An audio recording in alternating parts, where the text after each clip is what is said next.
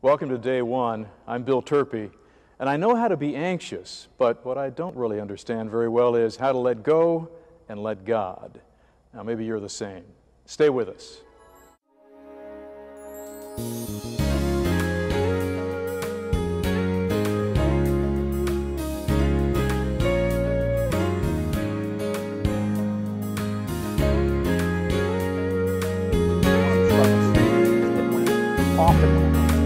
Somehow allow God to do this to that because He has no control. But it's a little thing. How do I live with anxiety when I'm so nervous? Well, and that's the question. How do I live with anxiety? And nervousness is part of it too. Can you really overcome this thing called anxiety? Is it possible, or is it just a trait that we all have? I think the right answer to that is just have faith. But I don't believe that's true. I don't believe that. I think many Christians will look at that and say, well, you have anxiety because you don't have enough faith. And I don't agree with that. There are all kinds of reasons for anxieties. It could be a spiritual issue, but it also could be a chemical imbalance. That many people struggle with chemical imbalances. And there are lots of ways that God works in our lives. One may be through a therapist or through medication. So are we saying it's okay to don't be anxious about your anxiety? Don't be nervous about your anxiety? I mean, what are we saying? Well, the gift, there's a gift that God has given all of us to recreate, to recreate, to find ourselves in the midst of anticipating a sunset or a sunrise, and to notice within ourselves the fact that we're not so anxious when we're waiting on something that's going to happen in our lives that's beautiful. We're not as anxious. I'm certainly not when I'm watching a basketball game, wanting to, if I've decided that's what I'm going to sit down and do, I'm not anxious about who's going to win, who the outcome. Michael Jordan's not playing anymore. So even if it's even if it's your favorite team, I get excited. I get pumped. But when we accept the gift of what it means to recreate, perhaps there's some lessons we can learn for how it is we can take positive waiting and apply the lessons of positive waiting to the anxiety that is clearly negative for us. One of the struggles for me is that often when I'm anxious, and I think it's helpful differentiation between healthy or normal anxiety and that anxiety which we put in a different category, but the anxiety that I have that I could shed frequently comes from my believing that I am more in charge of my life than I truly am, that I have more power than I really do. My anxiety frequently stems from the fact that I believe I'm the center of the universe, and that therefore the world is not revolving around me the way I expect it.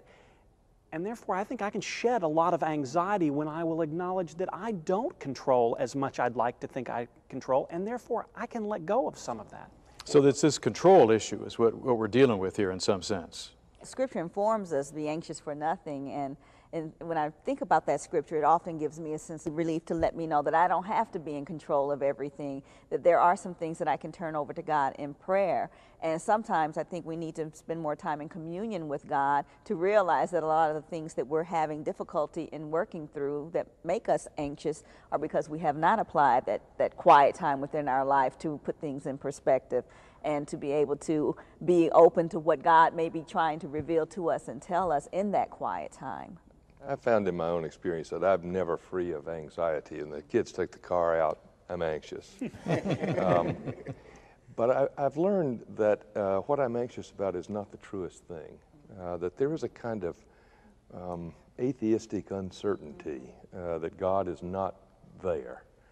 And I've learned to trust the fact that even when the kids are out there with the car, and I can't be with them, God is out there with them. Frederica Matthews Green helps us wrestle with this issue of anxiety by asking this question. How can we clear our vision so that we can trust in a God who is capable of meeting all our needs when anxieties are just attacking us so constantly? So to what degree is God attached to this issue of anxiety? Granted, there is this matter of just a free-floating anxiety, and there can be a medically treatable form of anxiety, but in what sense do God and anxiety have an interface? That's a really good question. Is it that we're not spending enough time with God? Is it that we are not taking the time that we need with God, with friends, with family, that we get so caught up in our duties that we're forgetting the relationships that are important. By living in a fast-paced society nowadays, the fast-pacedness does not necessarily come from the things that we value most. It comes from the insignificant things or things that we have deemed necessary within our lives, such as we have to put food on the table, we have to be able to pay bills, and so we need a job. And with that job demanding so much from us, then in some ways we're pulling away from those things that ultimately give us the sustenance to be able to have a job in the first place, that sense of inner peace that we get when we have prayer with God. I had a day recently at the office where, in trying to juggle various modes of communication, I was online, so I was trying to answer emails.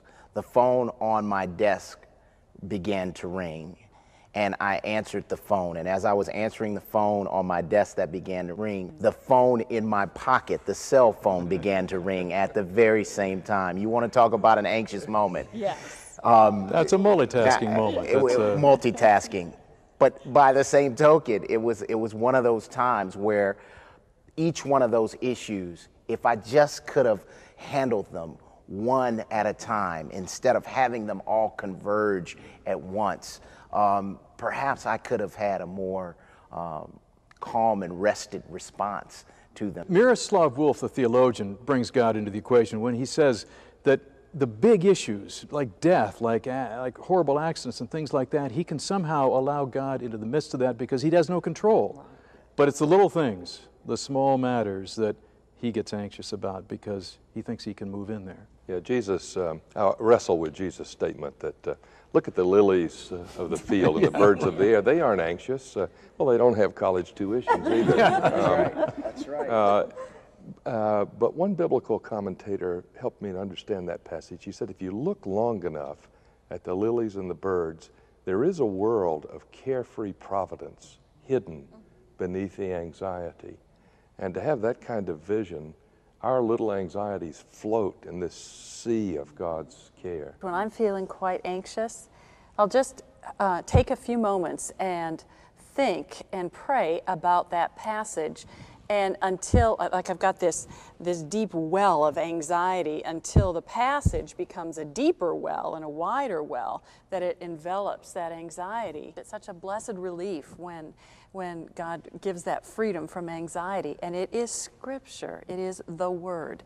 Thank you for your reflections on anxiety. Thank you for being with us on Day 1.